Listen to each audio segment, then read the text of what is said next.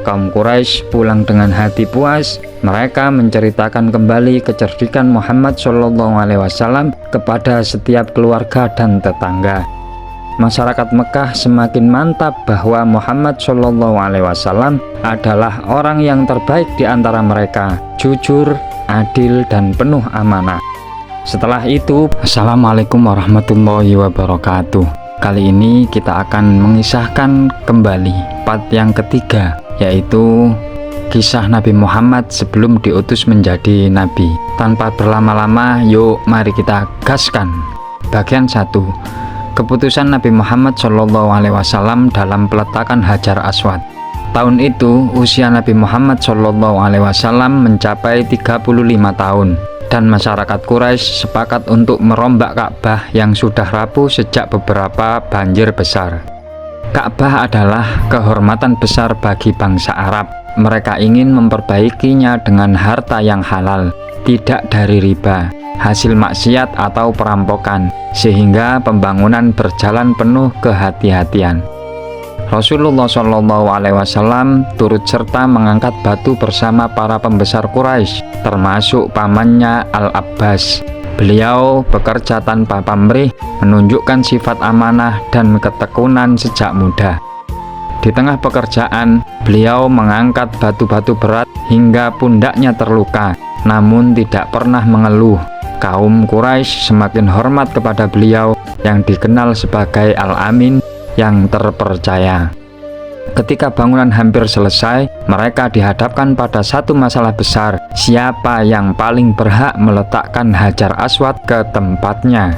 Setiap kabilah ingin memegang kehormatan itu. Perselisihan memanas hingga nyaris memicu peperangan. Pedang hampir terhunus demi sebuah kehormatan yang dianggap paling agung. Setelah beberapa hari dalam ketegangan, seorang tokoh tua Quraisy memberi usulan, biarkan orang pertama yang masuk Masjidil Haram besok menjadi penengah. Mereka semua sepakat. Dengan hati tegang, setiap kabilah menunggu pagi menyingsing, berharap yang datang adalah tokoh dari kelompok mereka. Saat pintu Masjidil Haram terbuka, orang pertama yang masuk adalah Muhammad SAW, sosok yang paling mereka percaya. Melihatnya mereka bersorak, "Radina hadza Muhammad, hadzal amin."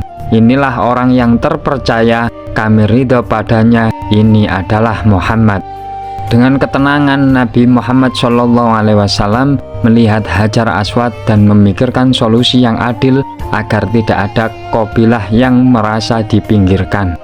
Beliau mengambil sebuah kain selendang besar, membentangkannya di tanah, lalu meletakkan Hajar Aswad di tengahnya dengan kedua tangan beliau. Beliau kemudian memanggil para pemuka setiap kabilah dan berkata, "Peganglah masing-masing ujung kain ini." Semua kabilah kini terlibat, masing-masing merasa mendapatkan kehormatan yang setara. Ketegangan berubah menjadi kegembiraan. Mereka mengangkat kain itu bersama-sama menuju sudut Ka'bah. Tidak ada lagi perselisihan atau perebutan kehormatan. Saat mencapai tempatnya, Nabi Muhammad SAW mengambil Hajar Aswad dengan tangan beliau yang mulia dan meletakkannya dengan penuh kehormatan. Kaum Quraisy menyaksikan kecerdasan, kebijakan, dan kejujuran beliau. Mereka kagum bagaimana satu keputusan mampu meredakan konflik. Beberapa pemuda Quraisy berkata, "Belum pernah kami melihat solusi yang lebih adil daripada milik Muhammad." Peristiwa ini menjadi salah satu tanda bahwa Allah menyiapkan beliau sebagai pemimpin umat jauh sebelum beliau menerima wahyu. Rasulullah SAW telah memperlihatkan prinsip keadilan yang kelak tercermin dalam syariat Islam, menghormati hak setiap pihak dan menyelesaikan masalah tanpa menimbulkan perpecahan. Peristiwa ini tercatat dalam banyak kitab sejarah yang sahih. Salah satunya disebut oleh Imam Al-Ibnu Hisham dan Imam Al-Baihaqi. Kebijakan beliau sejalan dengan firman Allah tentang posisi beliau sebagai pembawa rahmat. Wa innaka la'ala khuluqin azim. Sungguh engkau berada di atas akhlak yang agung. Quran Surat Al-Qalam ayat 4. Peristiwa ini juga menunjukkan bahwa Allah menjaga Nabi Muhammad SAW dari perbuatan jahiliyah sehingga beliau tetap berada di jalan kemuliaan. Kaum Quraisy pulang dengan hati puas. Mereka menceritakan kembali kecerdikan Muhammad SAW kepada setiap keluarga dan tetangga. Masyarakat Mekah semakin mantap bahwa Muhammad SAW adalah orang yang terbaik di antara mereka, jujur, adil, dan penuh amanah.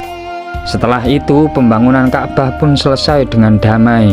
Tidak ada satu kabilah pun yang dirugikan dan merasa dikecilkan.